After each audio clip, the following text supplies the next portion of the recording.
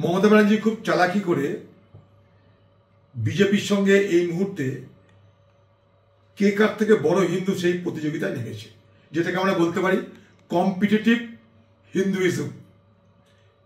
অর্থাৎ মমতা দিদি দেখাচ্ছে আমি মোদির থেকে বড় হিন্দু। আমি দেখো পুরীর আদলে আমি দীঘাতে জগন্নাথের মন্দির বানাচ্ছি। অর্থাৎ বলার মানে এই যে আমি মোদির থেকে কম হিন্দু নই। হাম কিসি সে কম নাই শিখেছি আমরা সিনেমায়।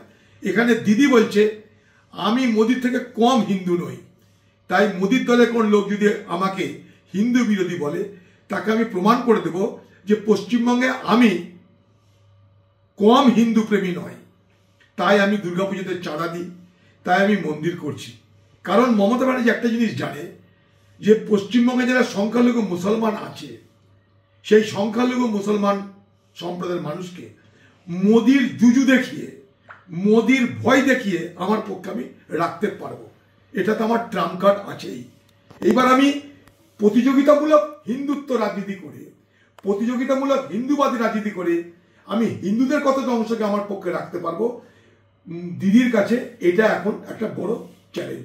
সেই জন্যে আজকে বিজেপির সঙ্গে মমতা ব্যানার্জিকে পশ্চিমবঙ্গের বিধানসভায় প্রতিযোগিতামূলক হিন্দুত্বের রাজনীতি করতে হচ্ছে। এটা বাংলার দুর্ভাগ্য।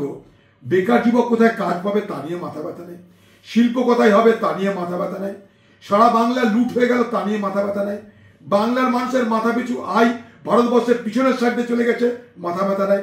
পশ্চিমবঙ্গের বিধানসভায় যদি আলোচনা হতো যে পশ্চিমবঙ্গে 14-15 বছরের মুখ্যমন্ত্রী মমতা ব্যানার্জির নেতৃত্বে এই বাংলায় কতটা শিল্প এলো, শিল্পে বিনিয়োগ কোথায় হলো, কত যুবকের বেকারত্ব ঘুচলো, কত যুবকের রোজগার হলো, তার যদি চর্চা হতো, আগামী দিনে শিল্প নিয়ে কি করা যায় তার যদি সবাই মিলে আলোচনা করতো, তাহলে বাংলার মানুষ উপকৃত হতো, বাংলার ভবিষ্যৎ প্রজন্ম উপকৃত হতো। কিন্তু আমরা বাংলাকে এক অন্ধকার যুগের মধ্যে ঠেলে দিচ্ছি। সেখানটায় আজ মমতা ব্যানার্জি মোদির থেকে, দিদি মোদির থেকে বড় হিন্দু প্রমাণ করার প্রতিযোগিতা নেমেছে। আর জিহাদি নাম করে মুসলমান সম্প্রদায়ের মানুষকে জোর করে মমতা ব্যানার্জির কোলে ঠেলে দেওয়া হচ্ছে। তাই স্বাভাবিক কারণে জিহাদি তত্ত্বের কথা আউড়িয়ে সাম্প্রদায়িক বিভাজন করে একটা সম্প্রদায়ের মানুষকে হয়তো ছোট করা যেতে পারে, অপমান করা যেতে পারে। আখেরে কিন্তু দিদির হাত শক্ত হচ্ছে। দিদি কিন্তু এই জিহাদি তোমাদেরকে বলছে মোদি, এই ভূত খাড়া করে, এই জুজু দেখিয়ে, এই ভয় দেখিয়ে মুসলমানদের জন্য কিছু না করে তাদের ভোট আদায় করছে।